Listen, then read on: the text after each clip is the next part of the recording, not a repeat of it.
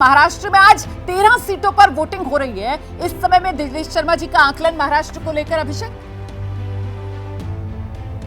बिल्कुल रोमाना, देखिए देश में जो ये लोकसभा चुनाव चल रहे हैं उसमें सबसे जो दिलचस्प लड़ाई मानी जा रही है वो महाराष्ट्र मानी जा रही है।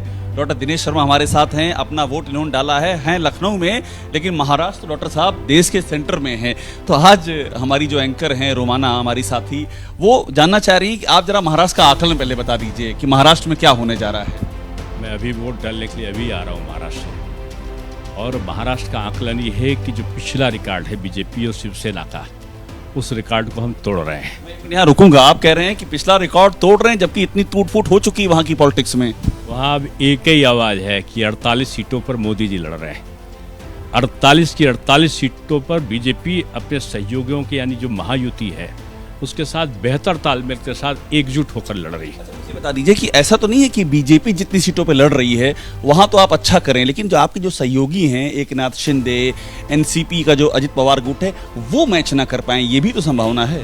यही सबसे ज़्यादा खूबी इस चुनाव की है महाराष्ट्र में, जो एक चौंकाने वाले परिणाम देने जा रही है। एक होकर अजीत दादा, शिंदे जी, बीजेपी, फडणवीस जी, राज ठाकरे जी, हम लोग सब लोगों ने एकजुट होकर काम किया है, और एकजुट होने के साथ साथ शरद पवार जी अपनी बारामती छोड़कर बाहर नहीं निकल पाए। आपने बारामती का नाम ले लिया तो मैं बारामती पर सवाल जरूर करूंगा। बारामती सबसे इंटरेस्टिंग सीट है, बारामती में क्या होने जा रहा है?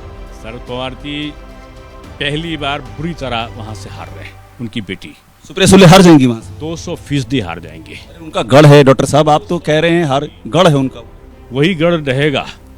अजी दादा की श्रीमती जी वहां से जीत कर आ रही है। ऐसा क्या वहां व्यूह रचना आपने की है कि सुप्रिया सुले वहां से हार जाएंगी? बीजेपी कैडर बेस्ड पार्टी है और ये पूरा महाराष्ट्र इस बात को जाना है।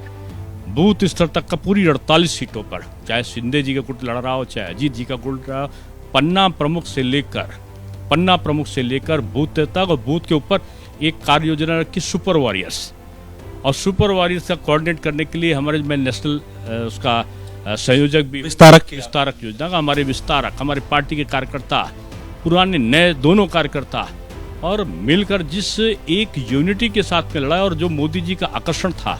ये बता दीजिए कि बारामती में शरद पवार की ताकत लगी हुई है और आप इतना कॉन्फिडेंट हैं कि वहां पर उलटफेर हो जाएगा? महाराष्ट्र में एक ताकत दिखाई पड़ रही है। कभी बाला साहब ठाकरे जी की दिखती थी, और आज बाला साहब ठाकरे जी को अपना एक बिल्कुल, तो जीत का बड़ा दावा आज वोटिंग वाले दिन महाराष्ट्र को लेकर दिनेश शर्मा कर रहे हैं। जैसे ही घड़ी का काटा दोपहर 2:30 पे आए, बबीता जी का दिल सास बहू साजिश के लिए मचल जाए। और ये है इनकी बहू, पूरे दिन ऑफिस की टेंशन हो जाए गॉन जब ये करें अपना फेवरेट शो फ्री टाइम पे ऑन। इनकी तरह आप भी देखिए अपना फेवरेट शो अपने टाइम पर, और डाउनलोड कीजिए एबीपी लाइव ऐप अपने स्मार्ट टीवी पर।